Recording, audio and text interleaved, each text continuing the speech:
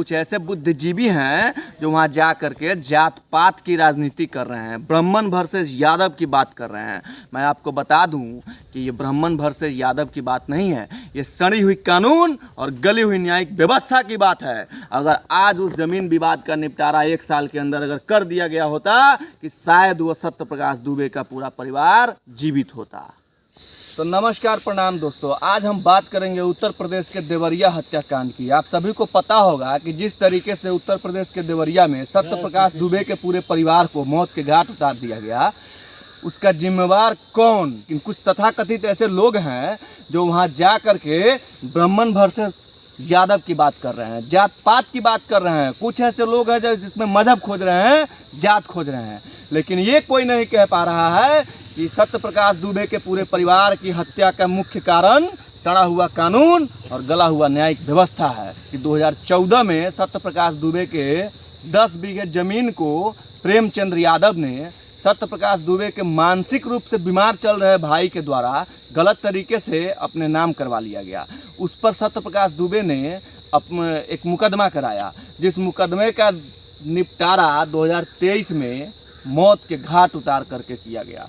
जिस तरीके से हमारे देश में, जिस तरीके से हमारे समाज में ज़मीन विवाद का निपटारा किया जाता है, उससे कहीं न कहीं सवाल खड़ा होता है कि एक ज़मीन विवाद का निपटारा करने के लिए इतने सारे लंबे अरसों तक, एक दशकों तक, न जाने कितने दशकों तक का केस मुकदमा को चलाया जाता है। बहुत सारे ऐसे लोग हैं जो दम तोड़ देते हैं, बहुत सारे ऐसे अच्छे व्यक्ति होते हैं जो मुकदमे से बचने के चक्कर में अपने कुछ हानि को सह लेते हैं, कुछ नुकसान सह लेते हैं, लेकिन मुकदमे से बचना चाहते हैं। मैं आप सभी को बता दूं कि जिस तरीके से 2014 में सत्य प्रकाश दुबे जी के द्वारा एक 10 बीघे ज़मीन के लेकर के प्रेमचंद्र यादव के ऊपर मुकदमा कराया गया था, अगर उस मुकदमे का निपटारा 1 साल के अंदर कर दिया गया होता तो ये 2023 में उसका परिवार आज जीवित होता। कोई भी ऐसा परिवार नहीं होगा जो ज़मीन विवाद से वंचित होगा, शायद ही कोई ऐसा परिवार होगा जो ज़मीन विवाद के मुकदमे से वंचित होगा। तो कि बाबा का बुलडोजर प्रेमचंद्र यादव के घर पे चलाया जा रहा है, और वही प्रेमचंद्र यादव जिसका घर वन विभाग के ज़मीन पर बनाया गया है। आज के डेट में ही पता चला है कि प्रेमचंद्र यादव जी का जो घर है वो ज़मीन वन विभाग का है। इतने दिनों से वन विभाग के कान में ठेकी पड़ा हुआ था। जब बाबा का बुलडोजर जब चला तो वन विभाग की भी फुर्ती खुली और उनको भी पता चला कि अरे भैया ये ज़मीनमा तो हमर है।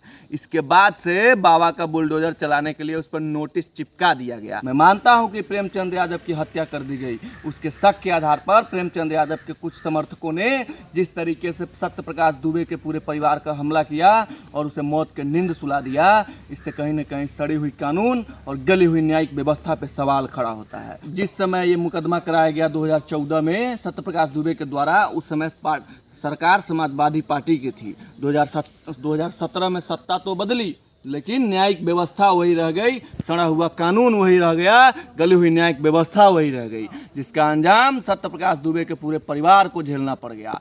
आज कुछ ऐसे चूतिए चमन लोग हैं जो बिहार से जा कर के वहाँ पे कुछ लोग जाति को खोज रहे हैं, कुछ लोग मजहब को खोज रहे हैं, कुछ लोग यहाँ तक यादव वर्सेस ब्राह्मण की बात करा रहे हैं। न जाने कितने ऐसे परिवार हैं पूरे भारत में जो हर दिन इसी भ्रष्टाचार के भेंट चढ़ जाते हैं।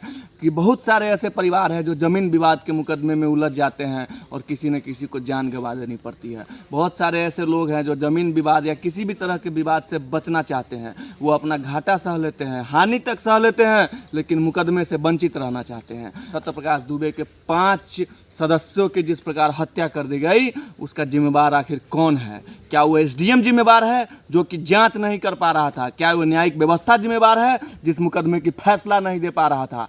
क्या वो उत्तर प्रदेश की सरकार जिम्मेवार है जो कि सत्य प्रकाश दुबे के द्वारा मुख्यमंत्री आवास तक को चिट्ठी लिखा गया उस मुकदमे की जांच कराने हेतु, लेकिन उस पर कोई सुनवाई नहीं किया गया। न जाने कितने ऐसे परिवार हैं जो ज़मीन विवाद के चक्कर में उलझ करके अपनी जान तक गंवा देते हैं, लेकिन फैसला क्या होता है? आखिर क्या कारण है? क्या कारण है कि हमारे समाज में हर व्यक्ति ज़मीन विवाद से ग्रसित है? जब तक 1861 का कानून नहीं बदला जाएगा तब तक ये व्यवस्था सुधरी नहीं जाएगी। एक ऐसा कानून बनाया जाए जिससे कि जितने भी सारे जमीन विवाद के मामले हैं उन सबों का निष्पादन निष्पक्ष तरीके से 1 साल के अंदर किया जाना चाहिए।